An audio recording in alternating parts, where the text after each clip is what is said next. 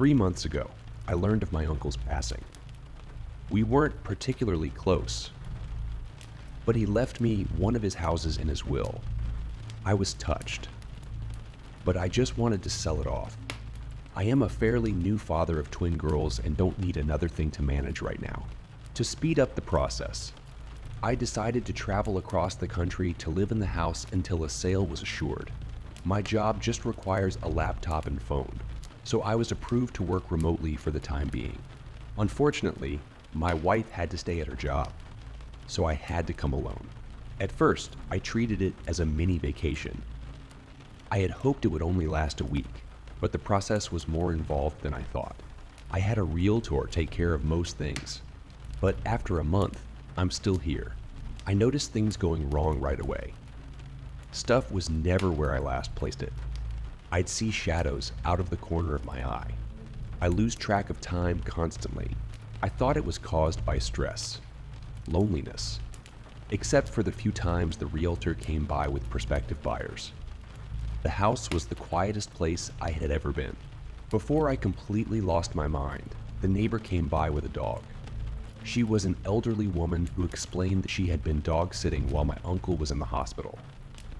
Now that I was here, she thought I should take Buster, the golden retriever.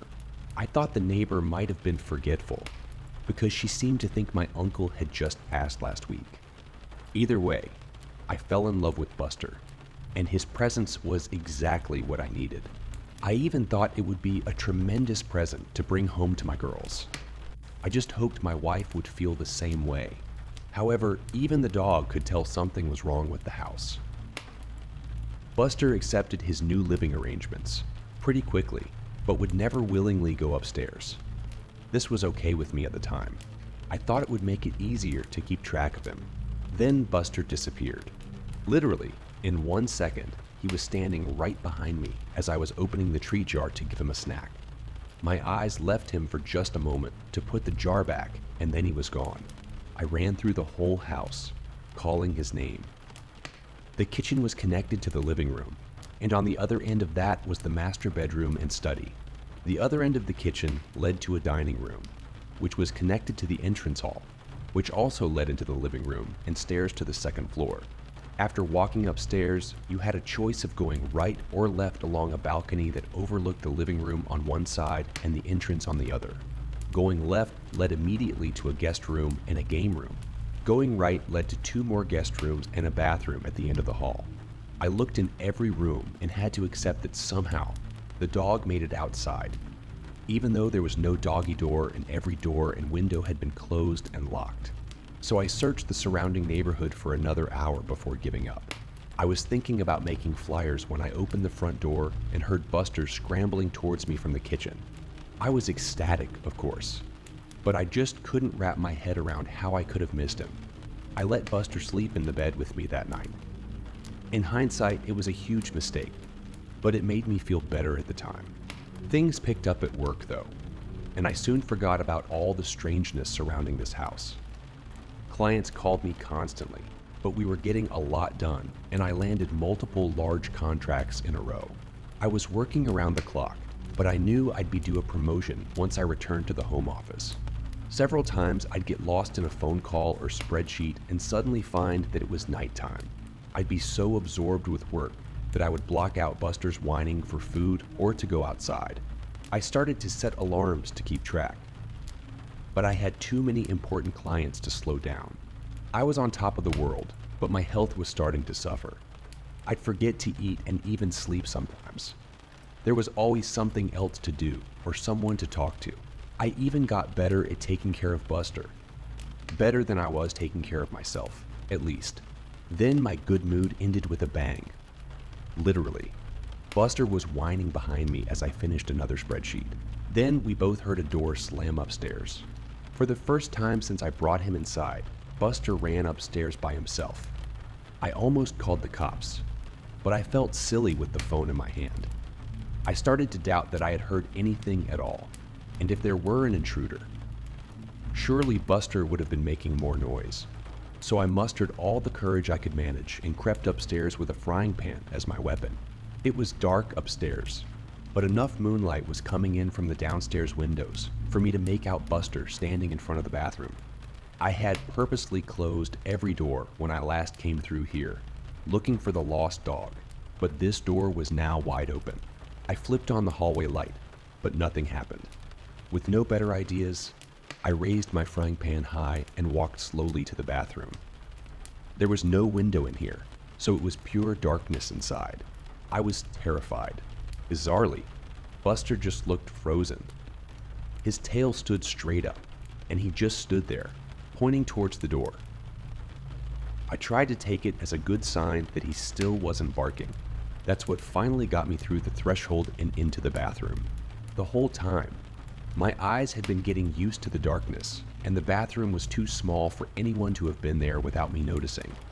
I started to relax when I took a step forward into something sticky. I suddenly realized that I had my cell phone in my pocket. I pulled it out and turned it on to cast some light on the floor. I immediately dropped it at the sight of the bright red liquid that surrounded my feet. I fled upstairs, and this triggered Buster to follow. This time, I had no trouble calling the police. Thankfully, there was already a patrol car nearby, so 2 officers arrived within a couple of minutes. Their powerful flashlights cut through the darkness like knives, but they soon found nothing wrong with the upstairs lights. Something did appear to be wrong with my pipes though, as they called out from above that the puddle was just rusty water. Because of their insistence, I climbed up the stairs again and clearly saw a muddy brown puddle in the bathroom. The banging must have been from a pipe breaking. Both cops had a laugh at my expense, but were otherwise understanding. They even gave me a number of good plumbers, though my cell phone was ruined after I dropped and left it in the puddle. I would have to use the one landline in the kitchen from now on. I let them out and promised to call the plumber first thing in the morning. Yet, as exhausted as I was, I couldn't go to sleep over that excitement, so I stayed up to draft some more important documents for my company. Before I knew it, Buster had made another mess in the living room. I was dead tired and said things to Buster that maybe I shouldn't have said, and I did some things to him that I knew I really shouldn't have done. I decided to do something about the stress I had been under, and I spoke to my supervisor that same morning. To my surprise, they were happy to let me have the week off as a sort of mental vacation. Just like that, all my outstanding work was taken away. With nothing else to do, I tried to focus on Buster. I played games with him and fed him a bunch of treats to make up for my earlier neglect. Then I found the first message. I didn't notice it for some time since I had been avoiding the second floor, but I realized that I hadn't actually called the plumber. Before doing so, I went upstairs to see if things had gotten any worse. Instead, I immediately saw a message written in red on the hallway wall. It read, "Losing your mind." For a second, I kind of did. I was scared to death at the thought that someone had to have sneaked into my house while I was there, probably when I was sleeping. I won't bear repeating everything I said or did right after. Let's just say I hadn't become any braver since the banging. Eventually, I unlocked my bedroom door and made my way to the kitchen, with Buster leading the way. I called the police again. Those same 2 officers were able to show up, and then slowly, we cleared every inch of the house. Yet we found no one. Everything was locked. There was no sign of forced entry. The police actually took me seriously, something that bewildered me at the time, and admitted that this wasn't the first house in this neighborhood to experience this. There had been a series of break-ins where nothing was stolen, but the police officers still offered to have a car sit outside for the night. Even though I took them up on this, I soon realized that I'd never get to sleep tonight in this house, so I called my only friend in town, and really in the whole state, an old college roommate who coincidentally lived 30 minutes away. He offered to pick me and Buster up in a few hours, so I busied myself with packing up my suitcase. I didn't know how long I would need it, so I pretty much packed everything I had brought with me to the house in the first place. I left my room to pick up some dog toys when my friend called to say he was waiting outside. I decided to hang up the phone and meet him immediately. I needed human company, and he could help me move my stuff, but the driveway was empty. There was no friend, no car. I called him back immediately, and he insisted he was outside. I listened to him get out of his car and walk up to the front door. He knocked, and I could hear the door open and an elderly woman greet him. My friend asked for my name and mentioned my uncle. The woman said she had never heard of either of us. After thanking her, my friend left and asked me if I had gotten all that. I told him I must have given him the wrong address. He rattled off the correct one and confirmed he was there. After asking him to wait, I left the house again. I walked out to the street and looked back at the numbers written on the curb and on the mailbox. Only there weren't any numbers. Just a message, losing your mind, written in red. The temptation to leave right away was great. I could just start walking and never stop. But I had to get my stuff and, more importantly, Buster. So I entered the house one last time. When I came back to the room, my suitcase was empty. Everything I had just spent the last hour packing up was back in its proper place. Despite how impossible this was, I focused on only one goal. We needed to leave. I put a leash on Buster and was shocked to see how haggard he was. I resolved to make it up to him when this was all over. I tried to leave the front door open like nothing was wrong, but I couldn't open it. The knob turned freely, but the deadbolt wouldn't slide back. I was really scared now, but Buster's presence helped. I knelt down to give him a hug, and he gave me an idea while licking my face. Whatever was happening, it sure wasn't the result of a maniac hiding in my house. Still, I didn't know what forces were actually opposing me. So I walked to the backyard and said loudly, "Well, Buster, time for a little walk." The glass door slid open easily. Buster bounded out happily. I guess it had been a long time since I let him outside.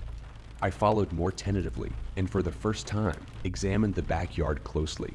There was an iron fence surrounding the yard with another space between the bars that Buster could slip through. And then I saw it. A tree that grew too close to the fence and had several branches extending through and above it.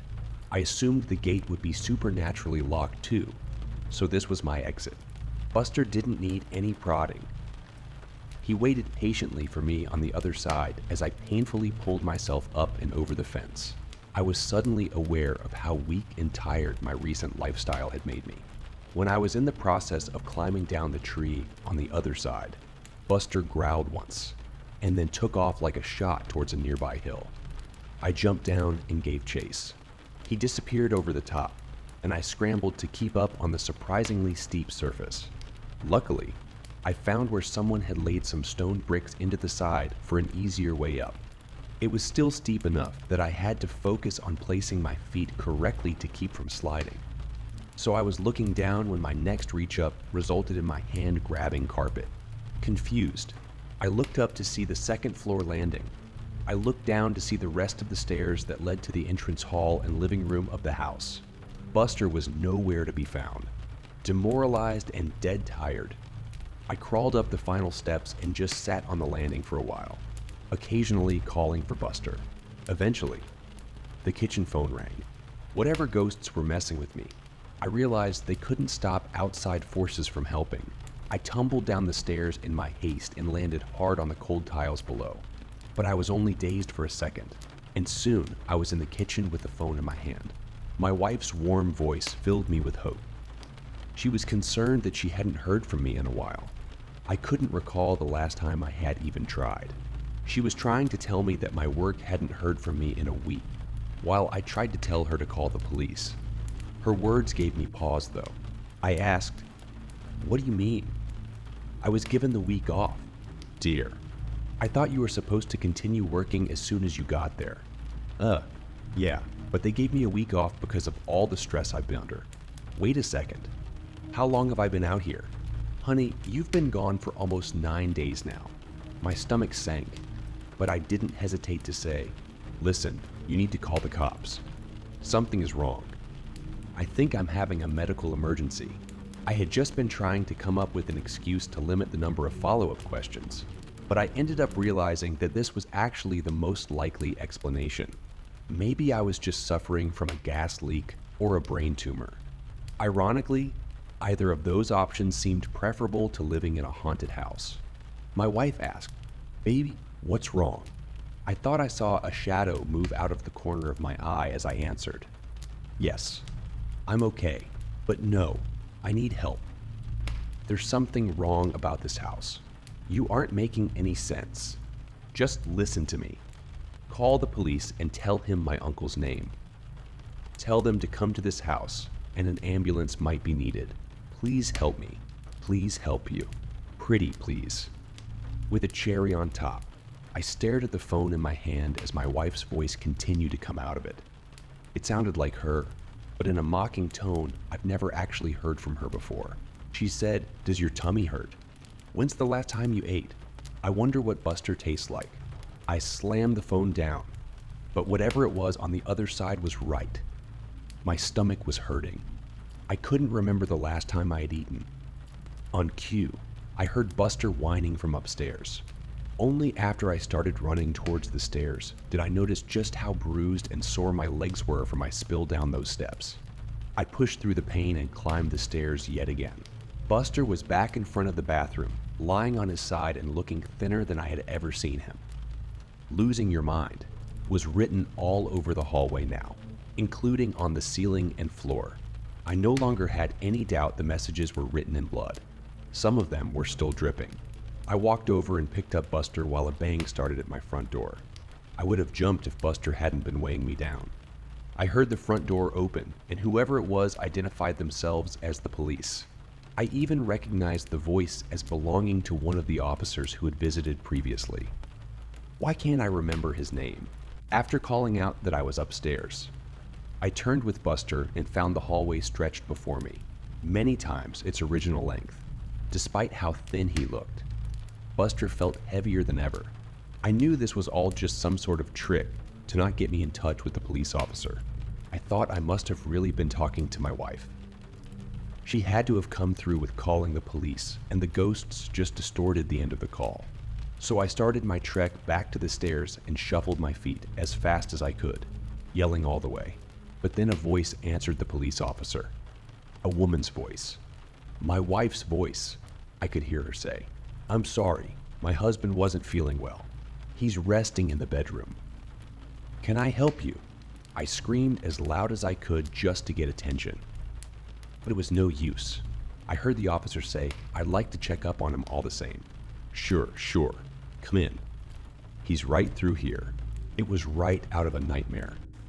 I was sweating profusely while every step seemed to get me nowhere. I tried to speed up, but the hallway just stretched further. And then I heard a man's blood-curdling scream from downstairs. Suddenly, the hallway snapped back, and I found myself somehow right at the top of the stairs.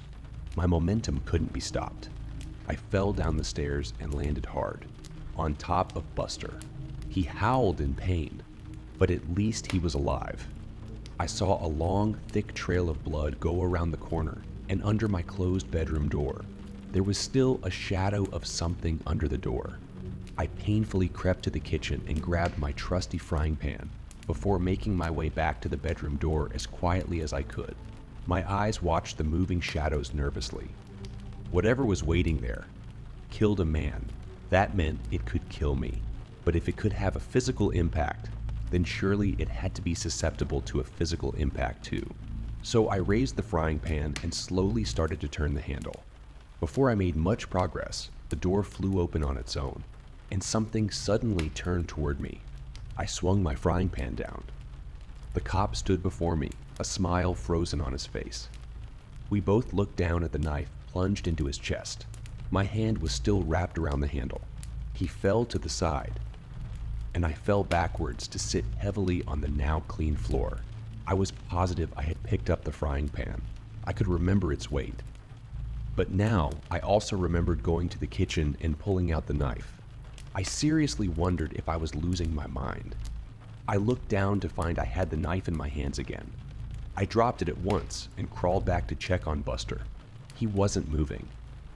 I put my head on his flank and was devastated to feel that he was still warm but not breathing.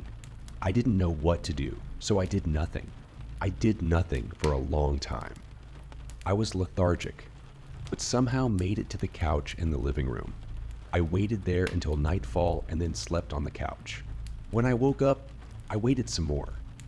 I wasn't sure what I was waiting for, but nothing horrible was happening to me while I waited. I wasn't in a hurry to change that, but the bodies of Buster and the cop were still there. I needed to do something. My stomach rumbled as I finally got off the couch. That was another problem with just staying put. First things first, I found a shovel in an outdoor closet attached to the backyard porch. Digging the hole was exhausting, so I settled for just burying Buster now. I planned on getting to the cop after finding something to eat. I picked up Buster and carried him outside. His fur was still so warm. It was hard to believe he was gone, but there was no life behind his big brown eyes. I gently laid him down in the hole and got to work. Sometime later, I wandered into the kitchen and raided the pantry. The house was quiet, apart from my efforts. Whenever I stopped moving, the silence was complete.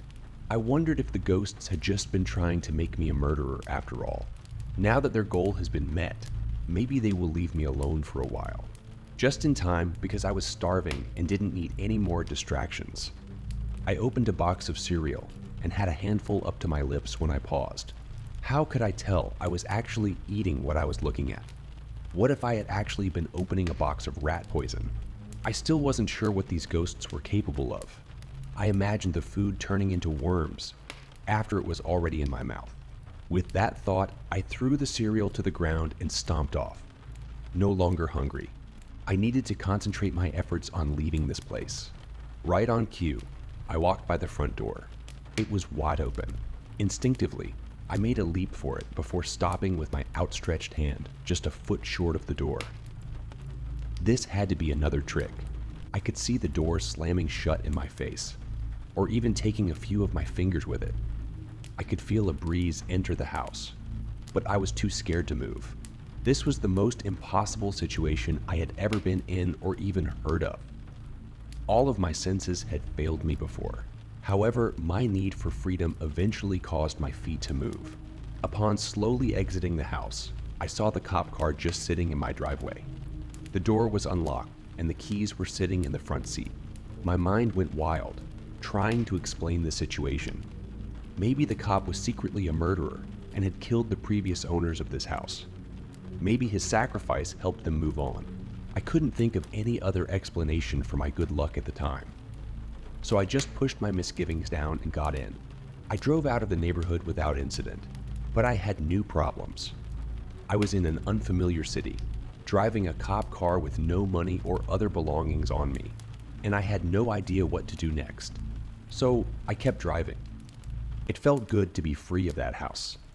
It felt good to see the sun. So I kept driving, on and on. Left turn, right turn, left turn, right turn.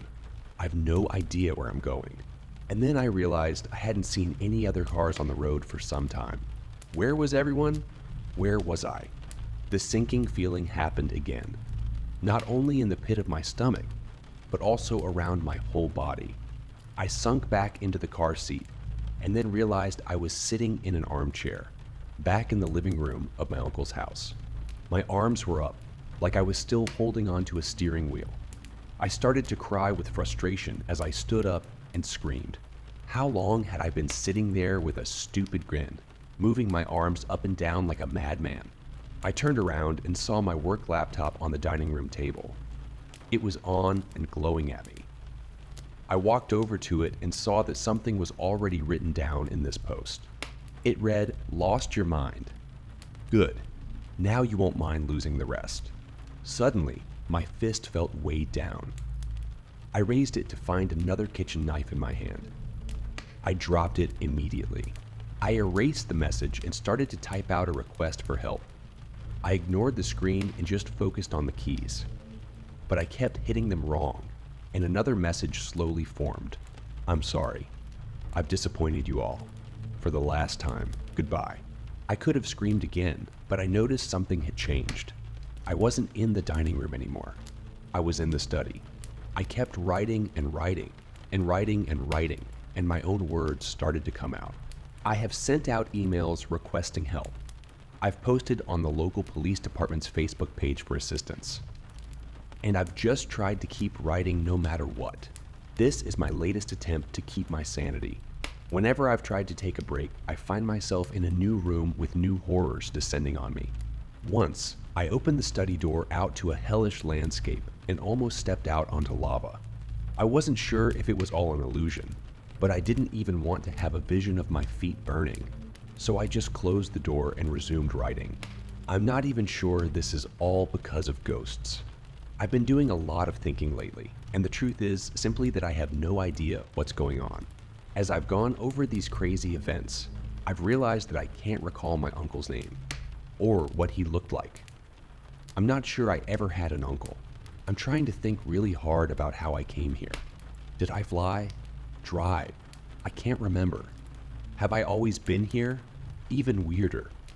I can't remember my realtor's name, or even what gender they are. I've met them in person several times. Why don't I know things I should know? I can't even remember the names of my daughters or my wife. Am I even a father? Am I even a person? I know I must be, because here I am writing in this small study. But now that I think about it, I can't remember who my parents are, what they look like, or anything about my childhood. Now, I just remember this house and all the nightmares, waking and otherwise. I've experienced here. I'm feeling a lot like I was back in the cop car. I found a way forward, but I really don't know what to do next. This is not a way to live, and I'm getting more and more tired. I'm so hungry, and I'm finding it harder to focus. I keep hearing voices, and they're getting louder. I will know if I stop writing. I won't last long, but I'm running out of things to say. My hands are tired. I'm tired. So tired. Abdef Jijagon Nop Christewuxais. The quick brown fox jumped over the lazy dogs. I need to keep writing, but I don't know what to say anymore. What's my name? I don't know. I'll die if I stop writing. I'll die if I stop working. The quick brown fox gumped over the lazy dogs. Dogs. Buster. I wish I could pet him one last time. But was he ever real? Is anything? I'm so tired. So hungry. I need to focus. The quick brown fox jumped over the lazy goodbye. The quick brown, I'm sorry I jumped over you. Lazy dogs goodbye. I'm quick, I've jumped on Discord for last time. Lazy dogs. I'm sorry. Jumped over, disappointed you, lazy. I'm sorry. I've disappointed you all. For the last time, goodbye.